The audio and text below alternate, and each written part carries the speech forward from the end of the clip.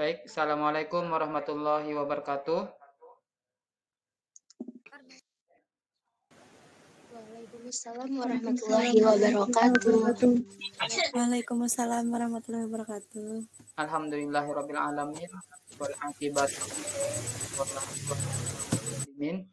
Assalatu wassalamu ala khairil khalqi sayyidina wa maulana Muhammadin wa ala alihi wa sahbihi ajma'in amma ba'd. Yang Bapak hormati para mahasiswa mahasiswi yang insyaallah dirahmati oleh Allah Subhanahu wa taala. Mari kita buka perkuliahan kita pada hari ini dengan baca basmalah. Bismillahirrahmanirrahim. Mudah-mudahan dengan kita membaca basmalah, dengan kita memulai pelajaran ini dengan menyebut nama Allah, Allah memudahkan kita memahamkan apa yang kita pelajari dan memudahkan kepada kita untuk mengamalkan apa yang diperintahkan oleh Allah Subhanahu wa taala. Amin amin ya rabbal alamin. Baik, untuk menghemat waktu, Bapak persilakan kepada kelompok 2 untuk mempersiapkan dan mempresentasikan materi yang sudah diberikan. Kepada kelompok 2, dipersilahkan.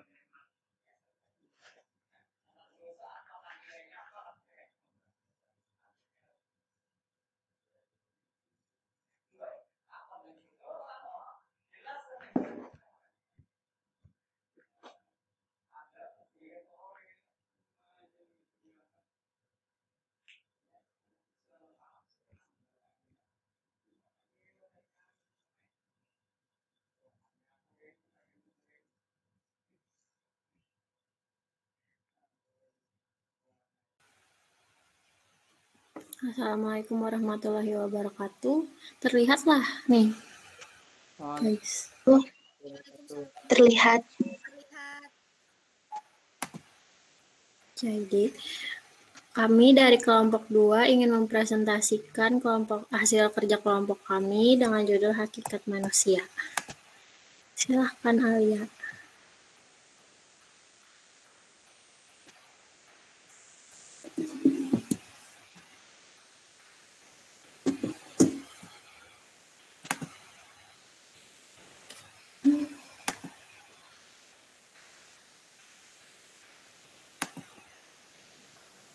Ya, baik, saya akan menjelaskan tentang kehidupan manusia dalam kehidupan.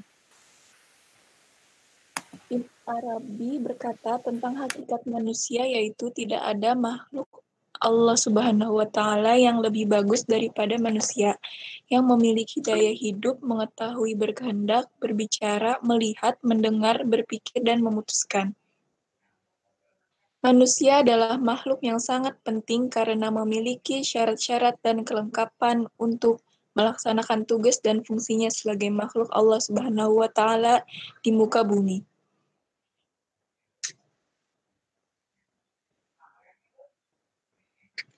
Kedudukan manusia dalam perspektif Al-Quran. 3 kata di Al-Quran yang menunjuk pada konsep manusia, yaitu yang pertama, al-bashar. Secara etimologi, al-bashar artinya kulit kepala, wajah, atau tubuh yang menjadi tempat tumbuhnya rambut. Al-bashar juga diartikan mulama, yaitu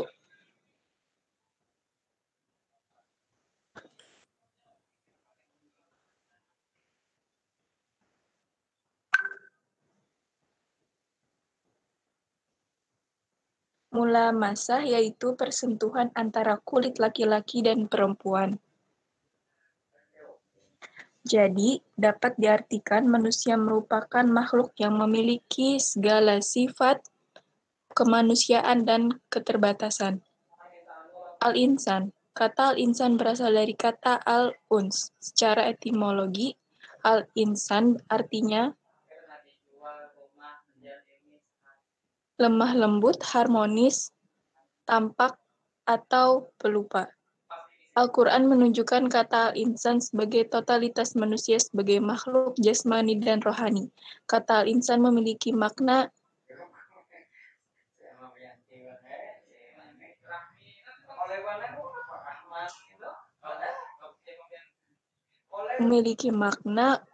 kesempurnaan dan keunikan manusia sebagai makhluk Allah Subhanahu wa Ta'ala yang memiliki beberapa derajat lebih tinggi daripada makhluk lain. Al-Nas. Kata Al-Nas menunjukkan manusia sebagai makhluk sosial secara keseluruhan tanpa melihat status keimanan atau kekafirannya. Allah Subhanahu wa Ta'ala juga mendefinisikan manusia dengan Bani Adam. Secara etimologi, kata Bani Adam berarti keturunan Nabi Adam.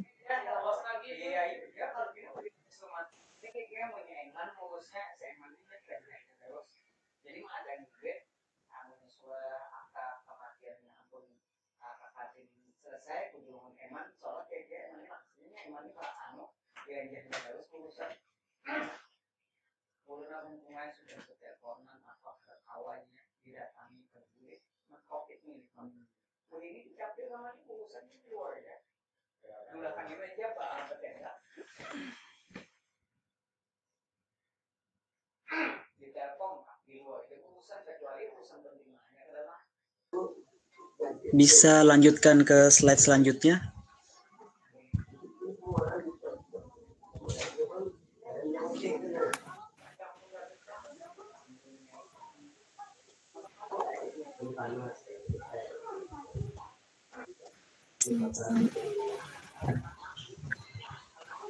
Speaker terlihat kah? Belum terlihat, belum terpindah.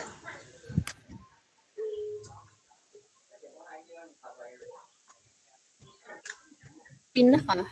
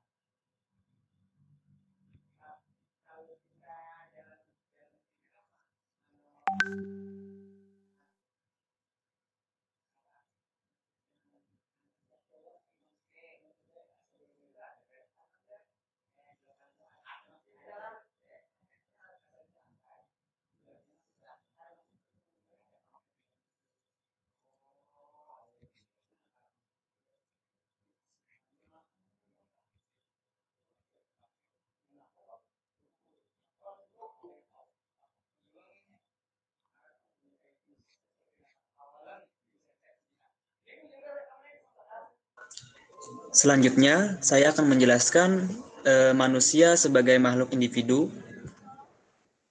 Dalam bahasa Latin,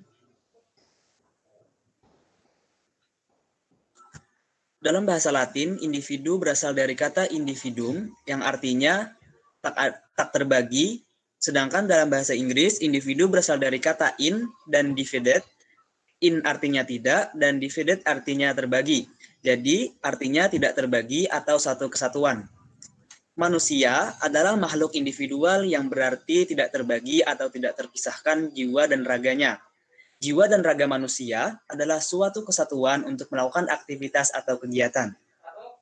Jadi, saya akan mengambil suatu pandangan, yaitu dalam pandangan psikologi sosial, manusia itu disebut individu apabila pola tingkah lakunya itu bersifat spesifik atas dirinya atau perilaku khas yang terdapat dalam diri manusia tersebut.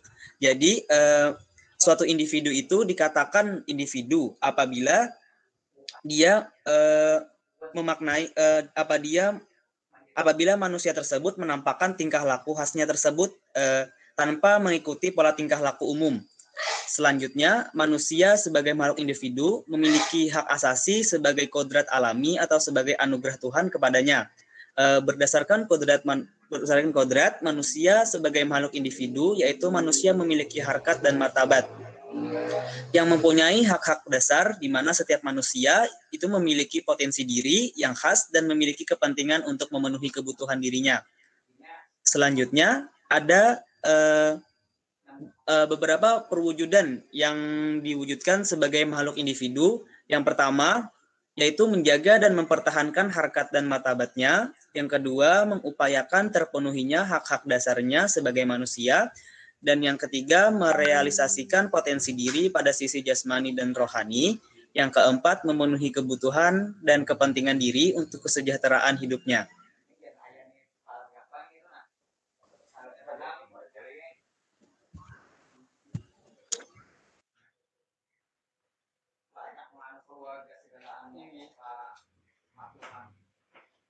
Silahkan bisa lanjut slide-nya.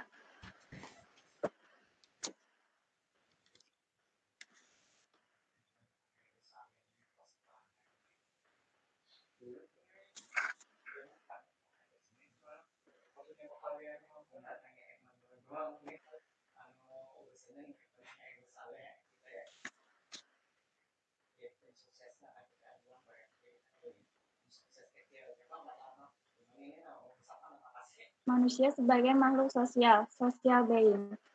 Manusia kodratnya adalah makhluk sosial. Selama manusia hidup, ia tidak akan lepas dari pengaruh masyarakat, di rumah, di sekolah, dan di lingkungan yang lebih besar. Oleh karena itu, ia dikatakan makhluk sosial yang di dalam hidupnya tidak pernah bisa melepaskan diri dari manusia lain. Sebagai makhluk sosial, manusia selalu hidup bersama. Bersama dalam artian bahwa sesungguhnya manusia hidup dalam interaksi dan interdependensi sesamanya. Karena pada dasarnya, manusia akan membutuhkan sesuatu dari orang lain, baik itu dalam segi ekonomis maupun segi spiritual.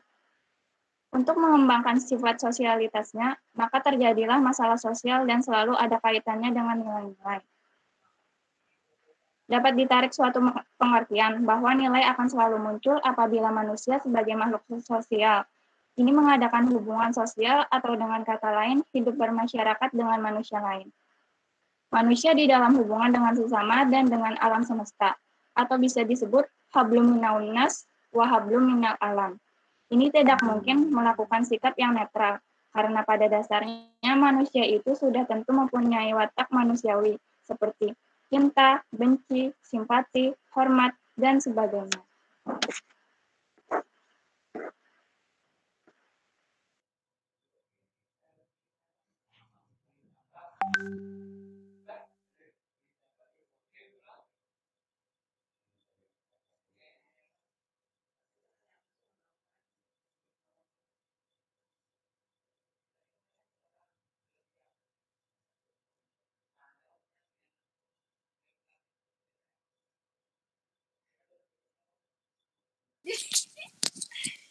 Manusia sebagai makhluk budaya.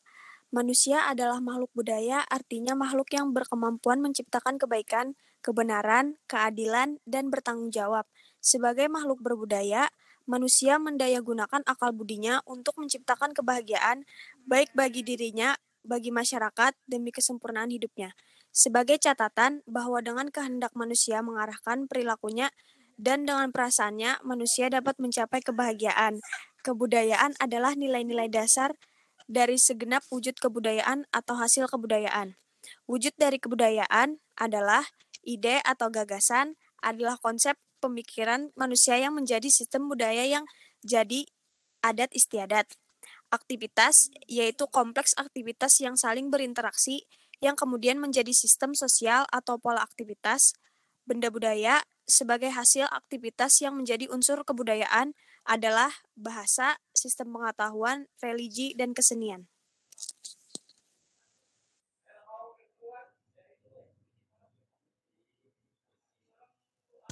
Selanjutnya yaitu tentang manusia sebagai makhluk spiritual.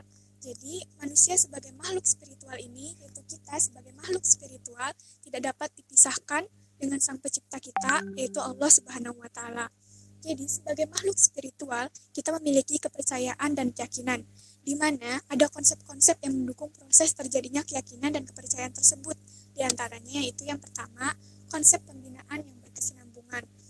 Jadi dalam suatu proses kita mencapai sebuah kepercayaan dan keyakinan, ada sebuah proses yang berlangsung terus-menerus dan tiada berkesudahan. Yang kedua itu konsep internalisasi dan individualisasi. Konsep ini maksudnya jadi merasa kepercayaan dan keyakinan kita itu akan semakin mantap terjelma apabila kita diberi kesempatan untuk menghayati atau usaha menerima nilai sebagai bagian dari sikap kita, dan individualisasi kita itu usaha menempatkan nilai yang serasi dengan sifat kepribadian kita. Yang ketiga itu konsep sosialisasi. Jadi konsep sosialisasi ini maksudnya dalam bermasyarakat atau dalam kehidupan keseharian kita menerapkan kepercayaan dan keyakinan tersebut dalam interaksi kita di sosial. Kemudian konsep konsistensi dan koherensi. Konsep ini maksudnya nilai kepercayaan dan keyakinan kita itu akan lebih mudah tumbuh jika kita sejak awal melakukannya dengan konsisten, tahu konsekuensinya bagaimana, dan tidak mudah goyah dengan segala sesuatu. Jadi intinya itu harus konsisten dengan keyakinan dan kepercayaan kita. Kemudian yang terakhir itu konsep integrasi. Konsep ini itu maksudnya sikap seseorang yang dihubungkan dengan percaya dan meyakini pada Allah itu tidak bisa dibentuk secara terpisah-pisah, atau kita harus melakukannya secara sebuah suatu kesatuan. Silakan materi selanjutnya. Terima kasih.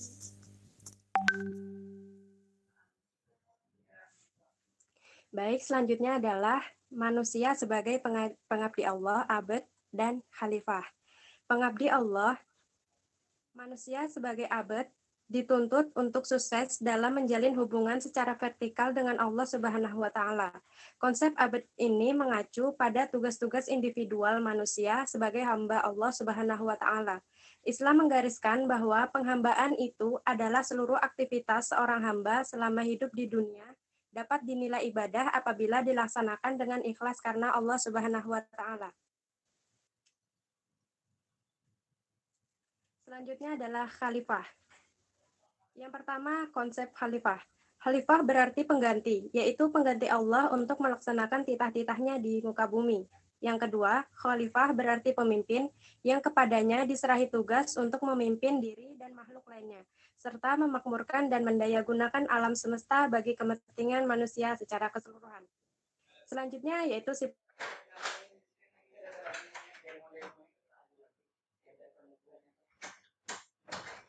sifat-sifat khalifah. Sifat yang pertama, masyarakat, ketujuan yang sesuai dengan petunjuk Allah.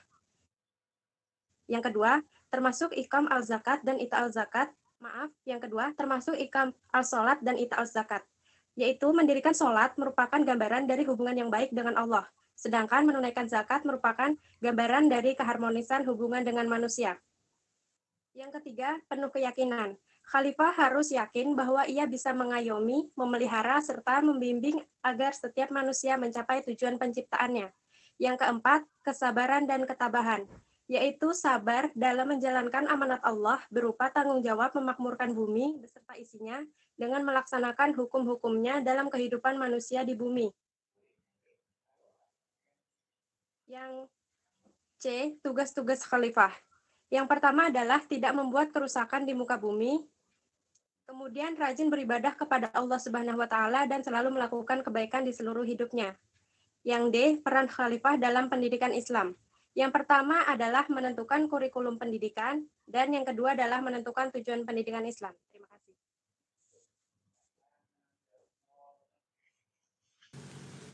Ya, jadi ada yang ditanyakan kah dengan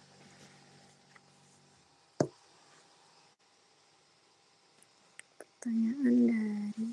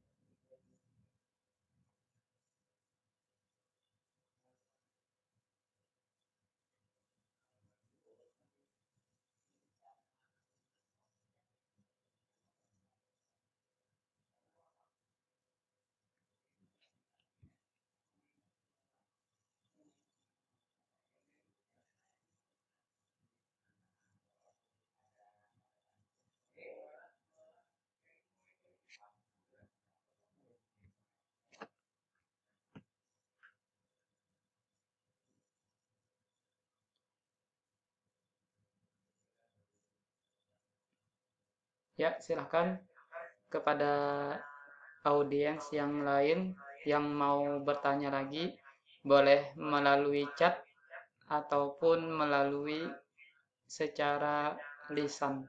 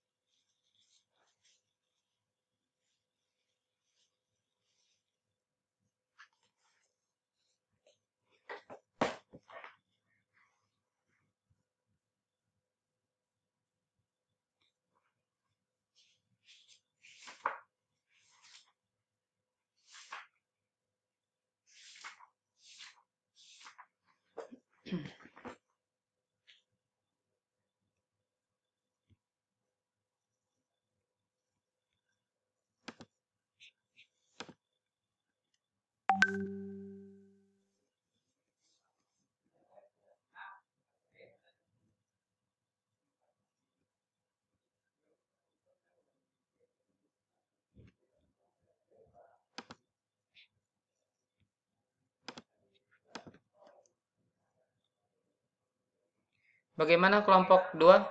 Sudah ada yang bisa dijawab? Ya Pak, sebentar saya izin menjawab.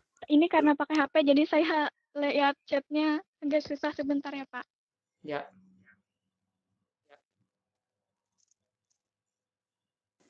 Terlebih dahulu Pak, saya ingin menjawab pertanyaan dari Siti Saidah. Ya, silakan. Bagaimana pandangan kelompok 2 tentang cara menjaga dan mempertahankan harkat dan martabat manusia yang berbeda-beda satu sama lain? Jadi menurut pandangan kami, terlebih dahulu kita sebagai manusia yang berbeda-beda itu tidak bisa harus menekankan kepada seseorang itu dia harus suka kepada kita, dia harus tidak suka kepada kita, itu tidak bisa. Nah, oleh karena itu dari perbedaan tersebut agar kita bisa menjaga harkat dan martabat kita, itu sebaiknya kita selalu bersikap sopan, santun terhadap siapapun.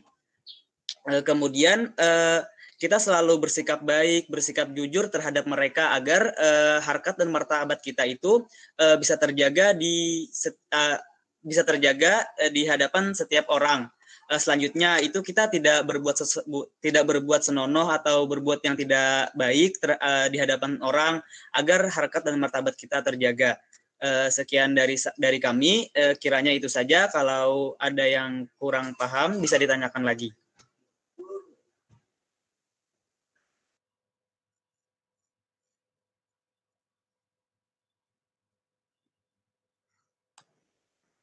Izin menjawab, saya dari kelompok 1 akan mewakili untuk menjawab pertanyaan dari Indina Salsabila. Pertanyaannya, manusia merupakan makhluk yang paling baik dan tinggi derajatnya daripada makhluk lain, tetapi di posisi lain manusia juga dapat berada dalam derajat hina. Pertanyaannya, mengapa hal ini berpotensi kepada manusia? Kenapa kalau manusia makhluk yang paling baik di antara ciptaannya yang lain, tetapi suatu saat dapat anjlok juga dalam kehinaan. Jawaban kami yaitu manusia adalah tempat untuk berbuat dosa. Jadi, amal dan perbuatan manusia lah yang dapat membuat manusia itu lebih hina daripada hewan ataupun derajatnya lebih tinggi, lebih dari malaikat. Jadi itu tuh sesuai amal perbuatan yang mereka lakukan. Seperti mereka misalnya rajin beribadah, puasa, maupun amal-amal perbuatan lain yang disukai Allah Subhanahu wa taala.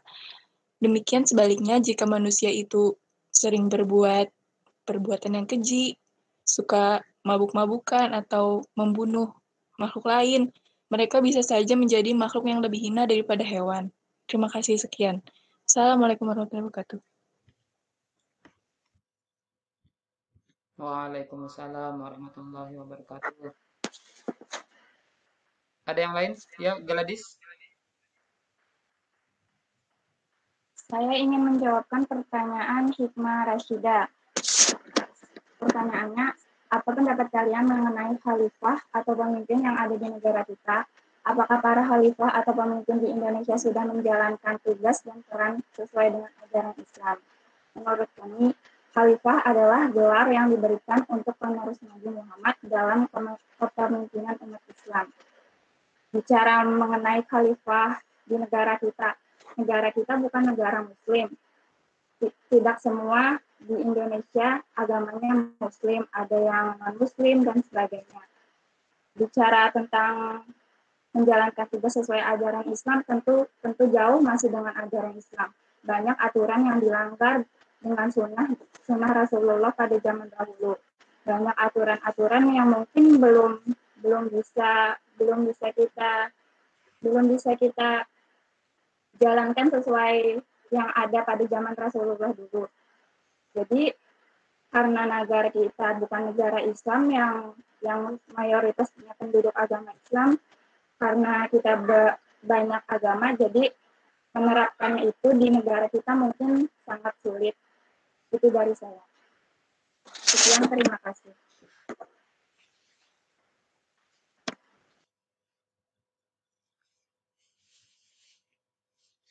Assalamualaikum. Saya izin menjawab. Saya izin menjawab pertanyaan dari Siva Amelia dari kelas A. Wujud dari konsep pembinaan yang berkesinambungan itu seperti apa?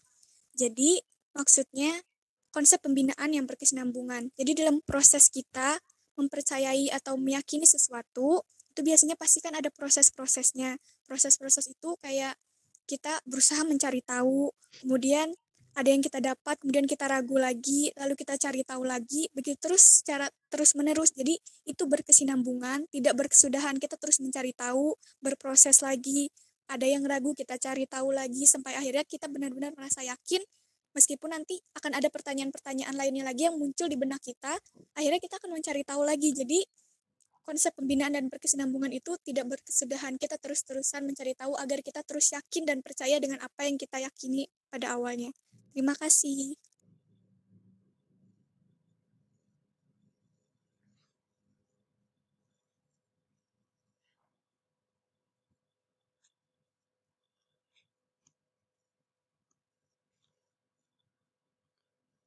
Ada lagi yang mau jawab? Saya mau bertanya kepada kelompok 2, boleh? Boleh, Pak. Bapak minta aktualisasi. Kan salah satu tugasnya manusia itu adalah khalifah di muka bumi ya.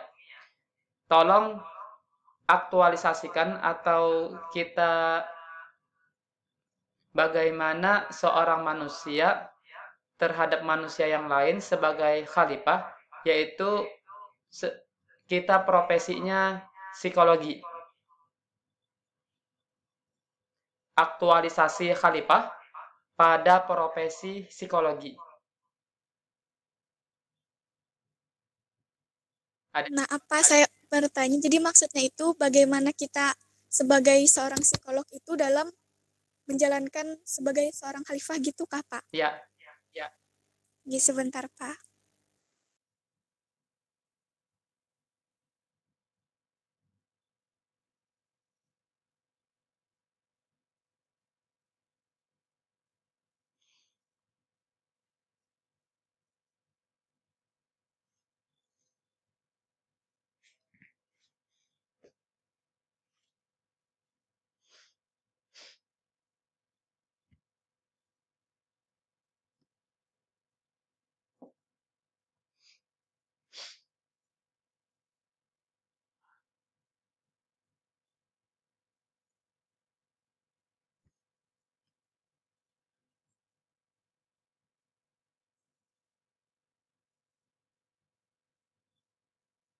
Assalamualaikum Pak, saya izin menjawab lagi.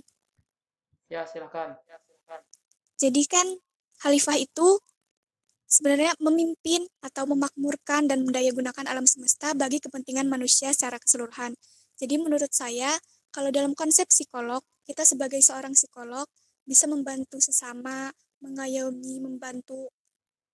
Jika ada yang bermasalah, kita berusaha memimpin atau mencari jalan keluar bersama-sama, membantu orang lain, serta kita mendayagunakan apa yang kita bisa, berusaha memberikan hal-hal positif bagi orang lain, dan membantu mereka yang mungkin sedang berjuang dengan masalah-masalah mental mereka, atau semacamnya. Jadi kita sudah berusaha untuk melakukan fungsi kita sebagai khalifah atau memimpin dan mendayagunakan serta memakmurkan kita sesama manusia di dunia ini. Gitu menurut saya Pak. Jika ada yang kurang mohon dikoreksi Pak. Terima kasih. Ya, bagus jawabannya. Bagaimana yang lain? Ada yang bisa menjawab pertanyaan temannya? Assalamualaikum Pak. Saya mau bantu menjawab pertanyaan yang lain lagi Pak. Ya, silakan. Ini pertanyaan dari Muhammad Darmawan. Apakah benar hakikat atau fitrahnya manusia semuanya baik? Lalu kenapa manusia ada yang buruk dan buruk sifatnya? Jadi menurut saya, setelah apa yang saya pelajari sebenarnya, dari awal kita dilahirkan itu, kita itu semuanya baik. Allah menciptakan kita dengan sangat baik, dengan sangat sempurna, dengan segala yang sudah kita miliki. Kenapa kita ada yang buruk? Karena kita memiliki nafsu. Nafsu itu yang membedakan kita dengan makhluk Allah yang lainnya. Kita yang tidak bisa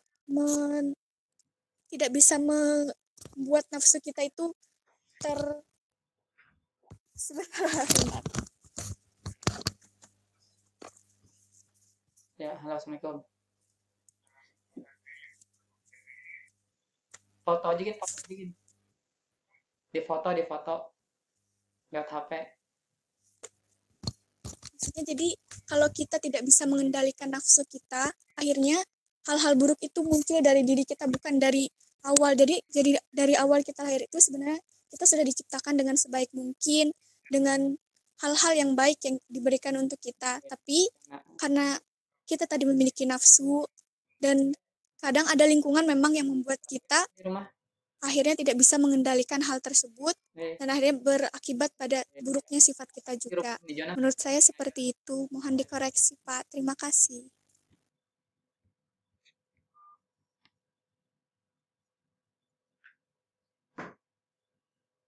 Ya, silakan. Baik, saya akan menjawab pertanyaan dari Putri Yanti. Kita tahu bahwa arti dari khalifah adalah pengganti ataupun pemimpin yang berupaya untuk memakmurkan manusia secara keseluruhan. Menurut kalian, apakah khalifah di masa dulu dan di masa sekarang itu samakah ataukah berbeda? Jadi menurut saya pribadi, khalifah di masa dulu dan sekarang itu sangatlah berbeda. Dari segi dasar-dasar hukum yang digunakan juga berbeda. Jika di masa lalu, khalifah itu menggunakan hukum yang berasal dari Allah, yaitu Al-Quran dan As-Sunnah, sedangkan saat ini kita sudah tidak menggunakan hukum-hukum tersebut dalam menjalankan kehidupan kita. Mungkin itu, Pak. Ya, baik. Bapak kasih waktu sekitar 15 menit lagi, sesi tanya jawabnya.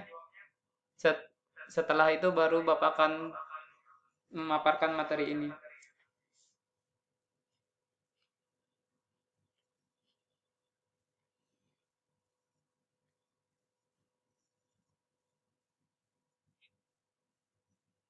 Habis pertanyaannya atau masih ada? Masih ada, Pak. Ya, baik, silakan. Saya akan menjawab pertanyaan lagi dari Tania Lutfida. Pertanyaannya, jika dihadapkan pada kedua calon khalifah suatu negeri, di antaranya Islam namun tidak memenuhi tugas-tugas yang kelompok 2 sebutkan sebelumnya, dan kandidat yang lain ialah non-muslim, tapi baik. Jika berada dalam kondisi demikian, apa yang harus orang muslim pilih? Terima kasih. Jadi menurut saya, ketika ingin memilih seorang khalifah, yang pertama adalah kita pilih berdasarkan iman calon khalifah itu terlebih dahulu, karena iman merupakan dasar dalam menjalankan kehidupan. Jadi di sini saya akan memilih seorang muslim yang mencalonkan diri sebagai kandidat, karena apabila kita kaji, seorang muslim akan menjadi lebih baik apabila dia akan mengamalkan perintah-perintah yang sudah diperintahkan oleh Allah, sehingga ia mampu memimpin negerinya atau kelompoknya menuju jalan Allah. Sedangkan seorang non-muslim pada dasarnya dia sudah memiliki kesalahan pada segi akidah. Jadi saya sendiri tidak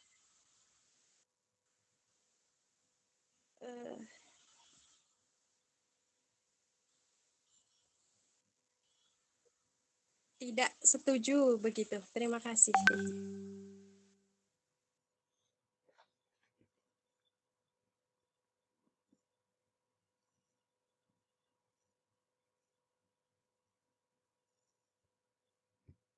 Silakan.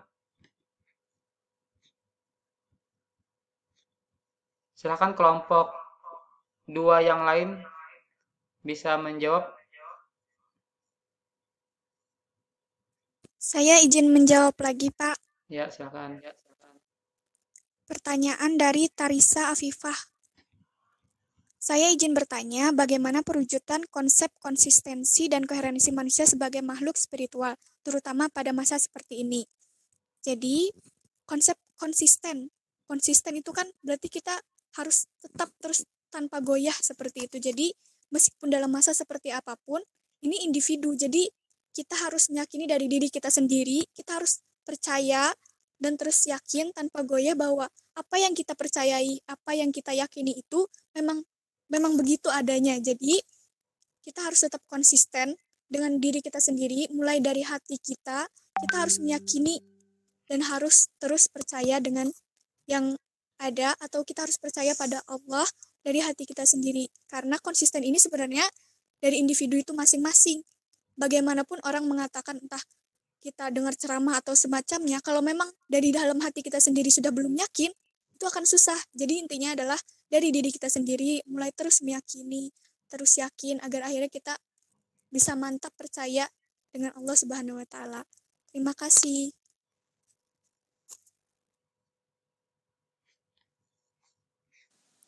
Izin menjawab, Pak. Ya, silakan.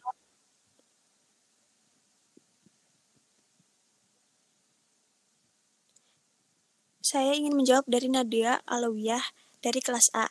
Bagaimana agar seorang khalifah sadar dengan tanggung jawabnya? Karena kebanyakan lupa akan tanggung jawab yang ketika sudah menjadi pemimpin. Tanggung jawab adalah ciri manusia yang beradab. Manusia merasa bertanggung jawab karena ia menyadari akibat baik atau buruk perbuatannya, dan menyadari pula bahwa pihak lain memerlukan pengabdian atau pengorbanannya. Untuk memperoleh atau meningkatkan kesadaran bertanggung jawab, perlu ditempuh melalui usaha pendidikan, penyuluhan, keteladanan, dan takwa kepada Tuhan Yang Maha Esa. Ya, sekian, terima kasih.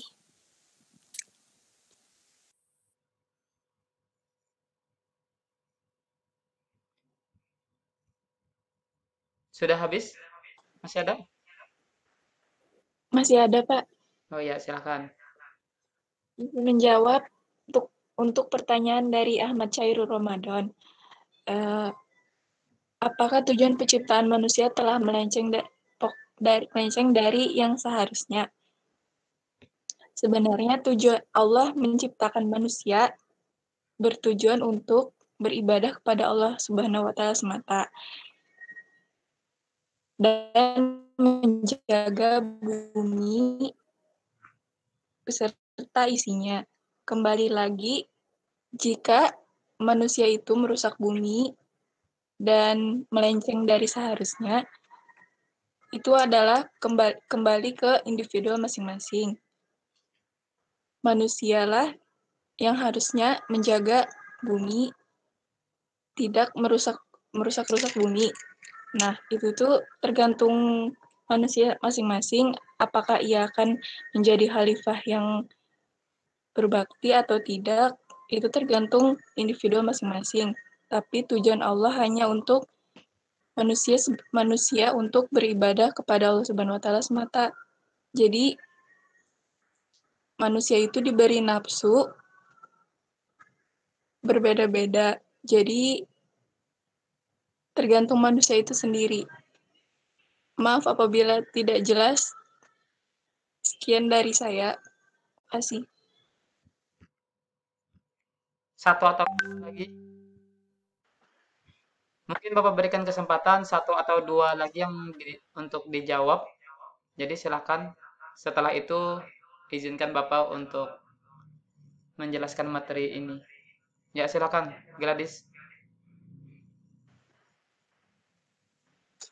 Saya izin menjawab pertanyaan Miss Rina Rahmawati. Izin bertanya, bagaimana pandangan Islam terhadap aplikasi manusia sebagai makhluk kebudayaan terhadap kehidupan di kampus? Di sini saya ingin menjelaskan lebih dahulu. Manusia sebagai makhluk kebudayaan itu artinya makhluk yang berkemampuan menciptakan kebaikan, kebenaran, keadilan, dan bertanggung jawab. Sebagai makhluk berbudaya, manusia mendayagunakan akal budinya untuk menciptakan kebahagiaan baik dalam dirinya maupun bagi masyarakat demi kesempurnaan hidupnya. Di sini maksud tangkapan saya makhluk kebudayaan terhadap di kehidupan kampus. Di kehidupan kampus kita kan mencari ilmu, nah dari ilmu tersebut kita bisa bertanggung jawab dari ilmu tersebut yang kita dapat, kita bisa menciptakan kebaikan, kebenaran yang nantinya kita akan bagikan ilmu kita terhadap orang lain. Tentunya itu tidak bertentangan dengan apa yang diajarkan dalam kehidupan Islam. Itu saja menurut saya. Mohon dikoreksi, Pak. Ya, baik. Silahkan ditutup presentasinya.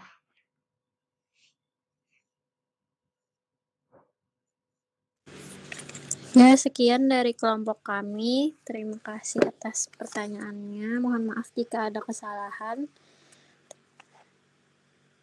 yang disengaja maupun tidak sengaja. Terima kasih.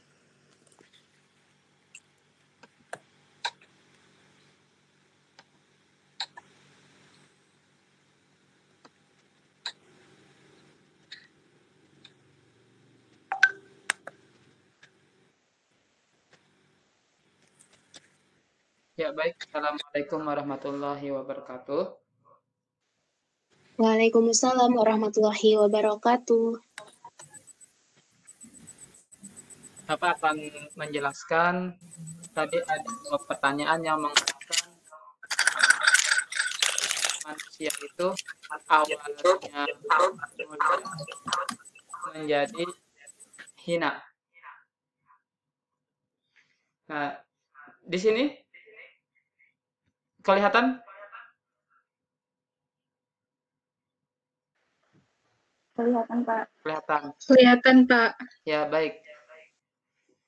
Di tulisan Bapak ini tertulis bahwa malaikat mempunyai akal 100, sedangkan nafsu malaikat 0.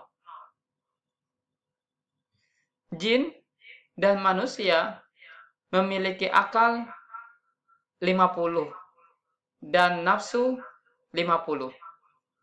Sedangkan hewan memiliki akal 0 dan nafsu 100. Yang menjadi masalah adalah Ketika manusia memaksimalkan potensi akal, maka dia akan lebih mulia daripada malaikat. Contohnya adalah Nabi Muhammad Sallallahu Alaihi Wasallam. Sebagaimana diceritakan pada Isra Mi'raj, ada dua makhluk Allah yang mulia. Satu malaikat yang paling mulia, yaitu malaikat Jibril. Lalu sisi manusia yang paling mulia adalah Nabi Muhammad Sallallahu Alaihi Wasallam. Ketika suatu waktu malaikat Jibril berhenti melangkahkan kakinya, sedangkan Nabi Muhammad Sallallahu Alaihi Wasallam masih melangkahkan kakinya. Nabi Muhammad tersadar bahwasanya malaikat Jibril berhenti melangkahkan kakinya. Seraya beliau bertanya, "Wahai malaikat Jibril, kenapa engkau berhenti melangkahkan kaki?" Lalu malaikat Jibril menjawab, "Wahai Rasulullah, seandainya saya melangkahkan satu langkah lagi, maka tubuh saya akan hancur lebur. Sampai sinilah kemuliaan saya, sampai sinilah kemampuan saya untuk berjalan. Sedangkan engkau dipersilakan oleh Allah Subhanahu wa Ta'ala untuk melangkah lebih jauh lagi." Nah, ini adalah wujud nyata ketika manusia memaksimalkan potensi akalnya, maka dia akan menjadi lebih mulia daripada malaikat. Sedangkan jika manusia memaksimalkan potensi nafsunya, maka manusia lebih hina daripada hewan.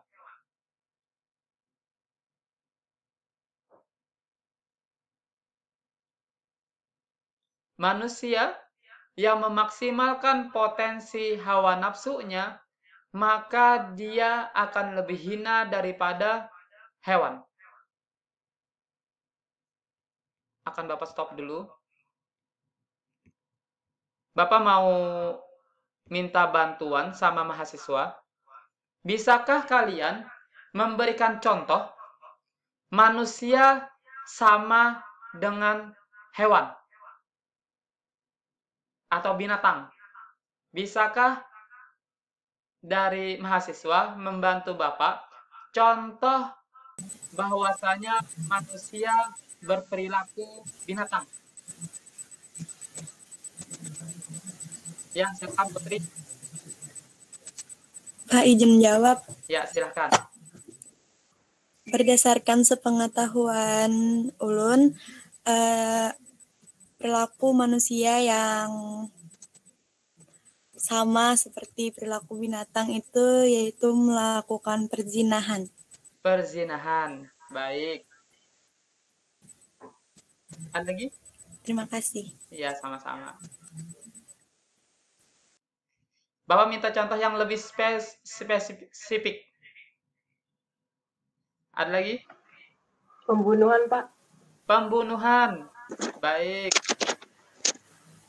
Ya, silakan yang lain. Ada lagi, Pak. Ya, Azhar.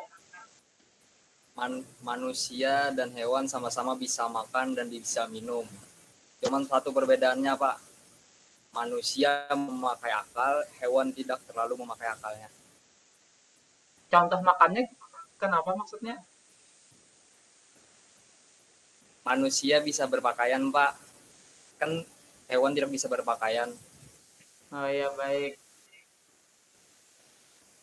Silakan yang lain. Izin menjawab, Pak. Manusia yang melanggar aturan. Ya, Gladys. Manusia yang melanggar aturan Allah seperti tidak sholat, tidak mengaji, tidak puasa. Pokoknya aturan yang sudah ada di Al-Quran tuh dilanggarnya, Pak. Yang jelas-jelas ada di Al-Quran tuh dianggap remeh gitu. Ya, baik. Terima kasih. Siapa di sini yang punya Muhammad Darmawan mau bantu Bapak? Orang yang serakah, Pak. Tamak. Ya, silakan. Orang yang serakah dan tamak, Pak. Orang yang serakah dan tamak itu sama dengan binatang gitulah. Ya. Ya, baik, terima kasih. Siapa di sini yang punya kucing? Saya ada, Pak. Ya. Ulun, Pak. Saya, ada, Pak. Ada, Pak. Ya. Bapak punya kucing Persia. Siapa yang punya kucing Persia? Piknos. Saya, Pak. Saya, Pak. Ya. Saya, Pak. Ya, ternyata banyak ya. Nah, baik. Pernahkah kalian mengamati perilaku kucing? Jadi, kucing dia kalau cinta dengan seseorang atau dia pengen satu rumah dengan wanita yang dia cintai, dia tidak perlu memakai aturan-aturan sebagaimana manusia. Contohnya kita menikah dengan ada wali atau ada penghulu dan macam-macam. Kira-kira kalau kucing pengen berhubungan langsung aja kah atau perlu legalisasi? Langsung, Pak. Ini maaflah. Langsung. Kita bukan mengarah ke macam-macam lah, ini cuma ilustrasi. Langsung kan ya? Kira-kira adakah manusia melakukan hubungan suami istri tanpa melalui legalisasi atau yang sudah diatur norma-norma agama ataupun norma-norma negara? Ada? Ada.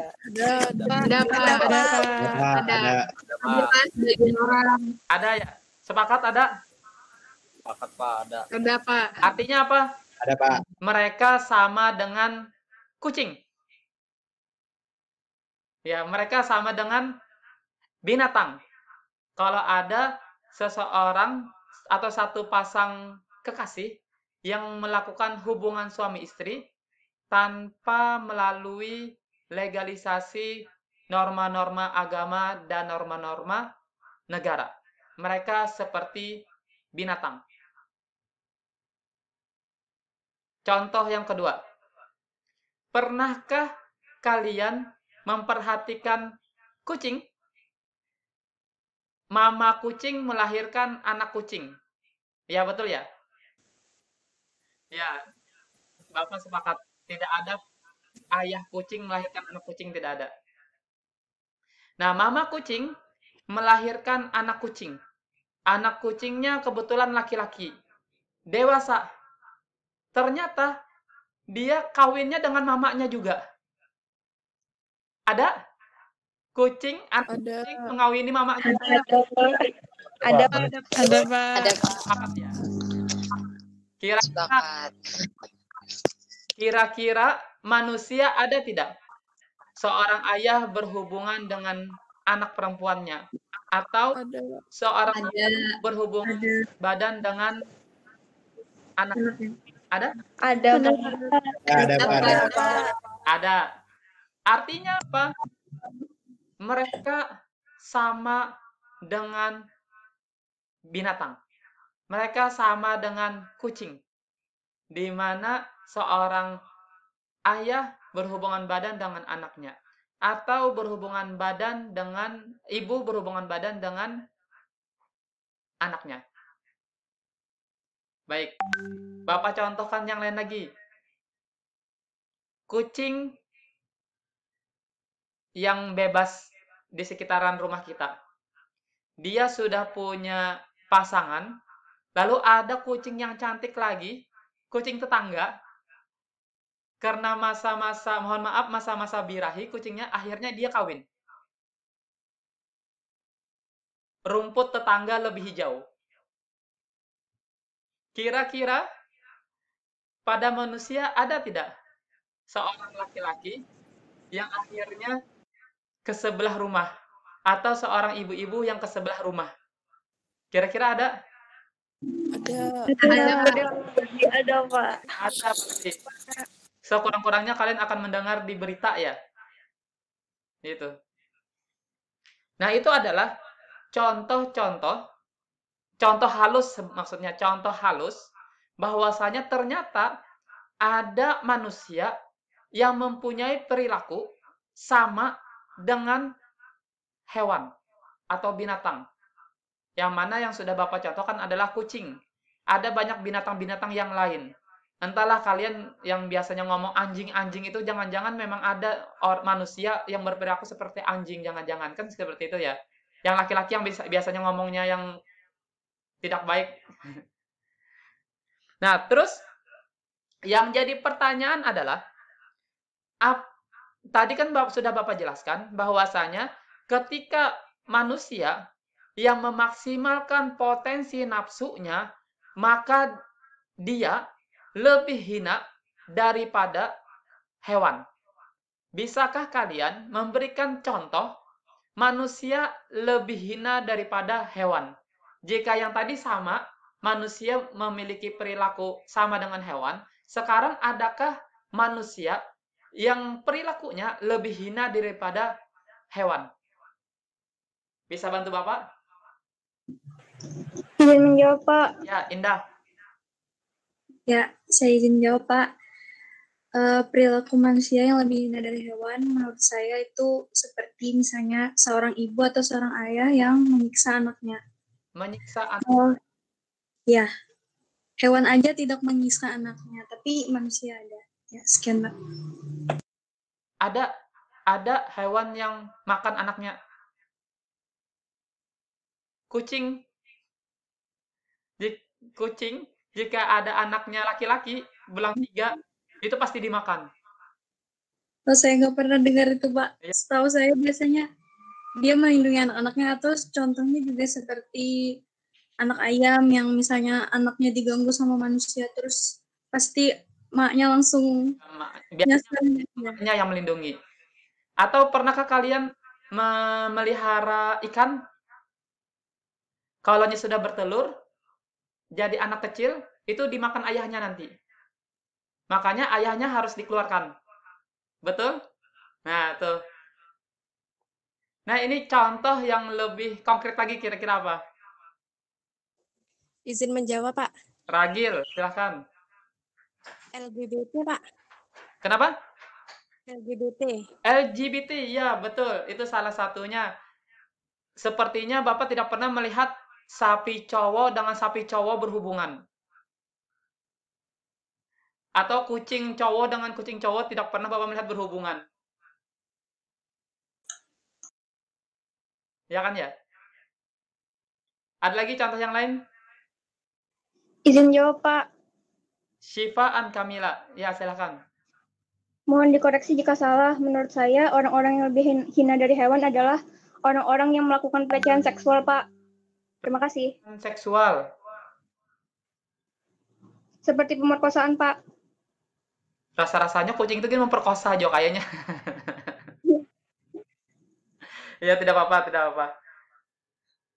Iya, jadi ada anak Bapak, maaf, anak kucing Bapak maksudnya. Dia masih kecil gitu. Ternyata ada kucing laki yang memperkosa dia.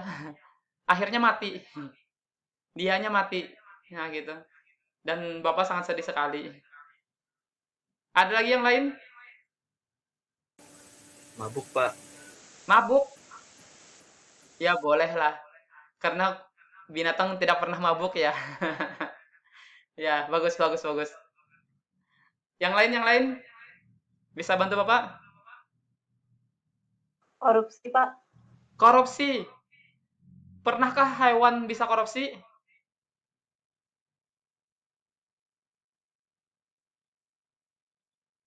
Ya. Ngambil jatah makanan kucing lain. Ya, kalaunya sikap rakus itu ada di hewan. Contohnya misalnya monyet. Mulutnya penuh dengan isi makanan, kirinya ada makanan, kanannya ada makanan. Tapi kalaunya korupsi, Bapak tidak pernah dengar binatang bisa korupsi. Itu hanya manusia yang bisa korupsi. Ya, baik, ada lagi? Mungkin 1 atau 2 orang lagi sebelum Bapak yang mengutarakannya. Pak, kalau saling membunuh satu sama lain, Bang, Pak? Ada di hewan. Ya kan ya? Kalau tidak percaya, pernahkah kalian memelihara lele? Lele, kalaunya terlambat dikasih makan, maka mereka akan saling membunuh. Jadi lele itu telat sedikit, kita ngasih umpan, bisa dipastikan sekitar 50% populasinya mati. Matinya bukan kelaparan, tapi dimakan oleh lele yang lain. Nah, itu adalah ganasnya dunia perlelean. Ya, silakan. Jadi, sedikit informasi. Waktu Bapak mondok di Jawa itu, kami dipersilakan untuk memelihara apa saja. Mau memelihara elang, ada kelinci, ada lele, macam-macam. Lalu ada yang nanam sayur, ada yang lombok, jagung, timun, semuanya boleh. Termasuk Bapak. Bapak kemarin itu ya, sukanya bertanam-tanam saja. Jagung, lombok, dan lain-lain. Nah, jadi Bapak tahu dunia perhewanan dan dunia pertumbuhan. Baik, satu lagi bisa bantu Bapak? Berfitnah, Pak. Fitnah. Ada kayulah. Sepertinya tidak ada juga. Karena mungkin bukannya tidak ada, karena kita tidak ngerti bahasa kucing mungkin gitu. Ya, baik. Bapak rasa cukup? Durhaka kepada orang lain, Bang, Pak. Durhaka. Durhaka kepada orang tua. Durhaka, itu kucing tuh durhaka. Berhubungan pada orang tuanya. Ya kan ya? Pak, kalau menggibah, Bang, Pak. Bapak tidak ngerti bahasa kucing masalahnya. Jadi Bapak nggak ngerti kalau yang dia menggibah atau kada. Bisa jadi kucing kalian itu menggibah kalian, jangan-jangan. Ya sudah cukup, Bapak bercanda. Baik, Bapak akan menampilkan ada perilaku manusia yang lebih hina daripada hewan. Ada yang suka jalan-jalan ke gunung? Hutan? Ada? Suka, Pak. Suka, Pak. Bisa dibaca itu tulisannya? Ya. Bisa dibaca? Bisa, Pak. Yang namanya dunia manusia penuh dengan sampah. Entah itu sampah betulan atau sampah masyarakat. Itu adalah dunianya manusia. Jika kalian jalan-jalan ke gunung, ke hutan, itu adalah dunianya binatang. Asri, tenang, sejuk, berbeda sekali dengan manusia. Jika manusia dikatakan penuh dengan peradaban, sebenarnya sedikit kurang tepat jika kita melihat dari segi sampah. Bapak hari ini melihat, Bapak, istri Bapak kan ini ya, bekerja di rumah sakit ya.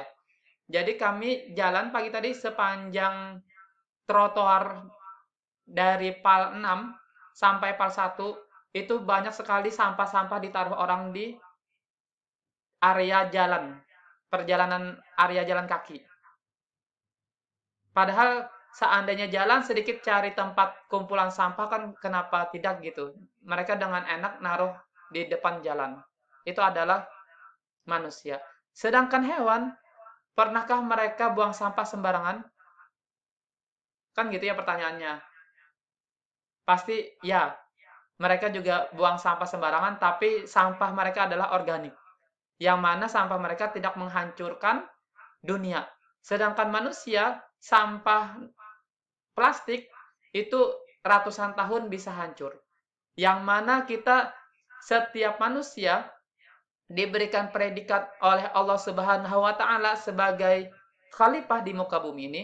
Apa itu khalifah? Yaitu manusia diberikan kepercayaan untuk menjaga kestabilan dunia ini.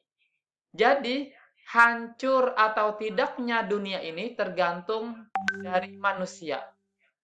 Manusia yang serakah akan mempercepat kehancuran dunia. Tetapi, jika manusia itu baik, maka dia akan mempertahankan lebih lama hidup bumi ini. Lanjut. Pernahkah kalian melihat di perkotaan seperti ini? Jalan penuh macet. Sedangkan binatang, mereka bisa diatur secara berbaris sehingga jalanan tidak macet. Kira-kira yang pintar yang mana kira-kira dari gambar ini? Manusia kah? Hewan kah? Hewan lebih pintar. Hewan. Hewan. Lebih pintar. Bapak. Hewan, Pak. Baik. Tetap manusia. Bapak tampilkan lagi. Jika ada nasi gratis atau pembagian gratis, kira-kira manusia rebutan atau tidak? Biasanya rebutan, Pak. Biasanya rebutan. Rebutan, Pak. Anjing itu bisa diatur. Manusia sebenarnya bisa diatur juga. Hewan juga bisa diatur. Tetapi yang lebih mudah diatur adalah hewan. Manusia tidak bisa diatur. Jadi bukan karena akalnya, tapi karena nafsunya yang gara-gara mereka tidak bisa diatur. Itu maksud Bapak. Jadi kalau hanya manusiakah hewankah yang lebih baik? Tentu manusia. Tetapi ketika manusia mereka memaksimalkan potensi nafsunya, maka inilah yang terjadi. Mereka akan rebutan. Contoh lagi. Nah, ini manusia yang memaksimalkan potensi nafsunya. Dengan alasan apa? Ribet, harus naik tangga. Akhirnya dia langsung menyeberang tanpa memikirkan bahaya yang akan terjadi. Bisa jadi dia yang tertabrak, bisa jadi mobil yang tertabrak dengan mobil lain gara-gara menghindari dia. Nah, seperti itu. Ini adalah hal-hal yang simpel sebenarnya. Baik, kita akan... Nah, ini yang macet juga. Nah, ini yang manusia yang betul-betul lebih hina daripada hewan. Bisa dijelaskan kenapa jadi gambar ini menunjukkan bahwasanya manusia lebih hina daripada binatang. Ada yang bisa bantu, Pak? Karena manusia menghancurkan alam, Pak. Manusia menghancurkan alam. Ada lagi? Manusia menghancurkan habitat yang seharusnya ditinggali oleh hewan-hewan, Pak. Sama, berarti menghancurkan alam juga. Ada lagi?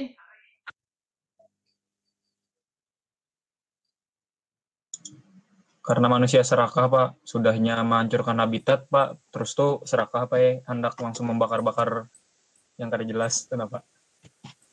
Sian, Pak, ya. Hewan-hewan, Pak, ya. Iya. Biasanya mahasiswa ngomongnya gitu juga kalau demo, bakar, jangan gitu ya. Kemarin siapa yang demo? Saya support, alhamdulillah kalau tidak ada yang demo. Nah, Bapak meyakini orang yang membakar hutan adalah manusia yang lebih hina daripada hewan karena satu adalah mereka merusak alam. Seperti yang dijelaskan teman-teman kalian tadi. Tapi pernahkah kalian berpikir, sejahat-jahatnya hewan, Kira-kira mereka membunuh berapa makhluk nyawa yang melayang? Kira-kira. Siapa makhluk buas yang paling buas siapa kira-kira? Buaya. Buaya. Sehari dia bisa membunuh berapa orang?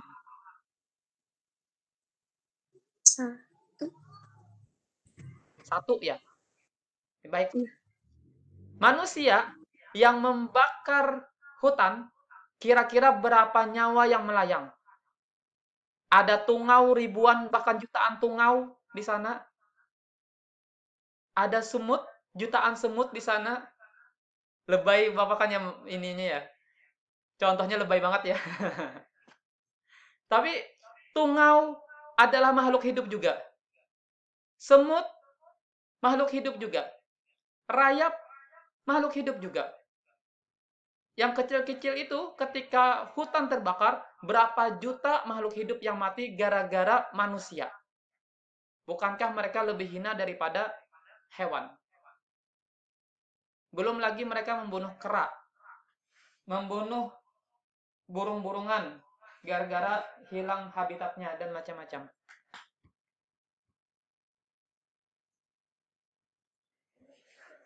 Nah itu, Bapak sebentar, habis baterai.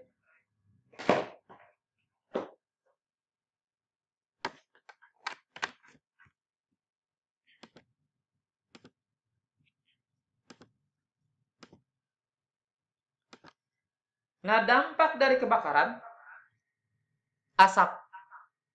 Tidak hanya hewan yang merasakan, tetapi juga manusia merasakan dampak daripada kebakaran itu, yaitu asap. Apa dampaknya? Ispa, batuk, mata penglihatan terbatas. Dengan mata penglihatan terbatas, banyak mobil-mobil yang tabrakan. Tidak sedikit orang tabrakan gara-gara kabut asap. Ya, betul? Kita lanjut. Pernahkah kalian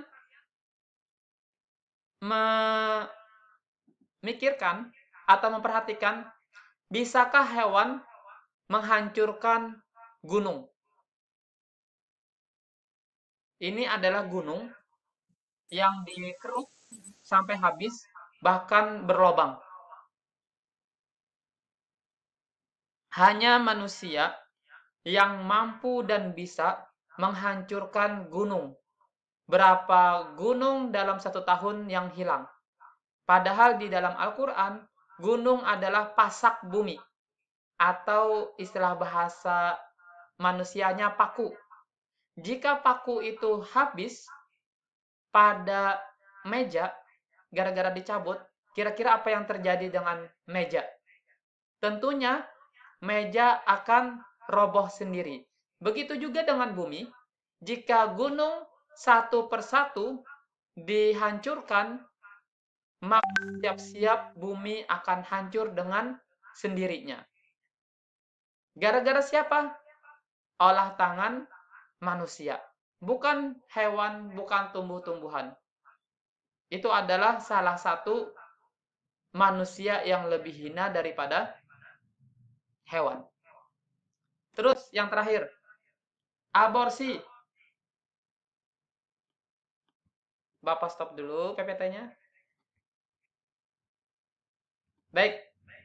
Pernahkah kalian memperhatikan sebagaimana teman kalian tadi menjelaskan, tidak ada binatang yang membunuh anaknya sendiri. Ya kan ya? Manusia mampu membunuh anaknya sendiri yang masih di dalam perut. Jika hewan bisa membunuh gara-gara jenis kelamin, kan kucing itu dimakan gara-gara jenis kelaminnya laki-laki. Tetapi manusia belum lagi melihat jenis kelaminnya apa, mereka tega untuk membunuh janinnya yang ada di dalam perut.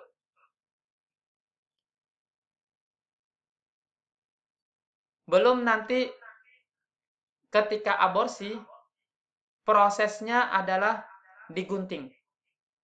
Tidak cukup dibunuh, tapi digunting. Satu persatu dipotong. Dari kaki, tangan, tubuhnya dicabik-cabik, bahkan sampai kepala. Seandainya bayi itu bisa berbicara, "Bah, Ma, apa salah saya? Apa salah ulun sehingga kaki ulun dipotong?" Tetap saja gunting itu memotong kakinya. Lalu setelah kaki dipotong, dikeluarkan, lalu tidak lama gunting itu datang lagi. Siap-siap dia pengen motong tangan. Seandainya bayi itu berbicara, "Bah, Ma, apa?" Sampai di sini perkuliahan kita. Ada yang mau bertanya?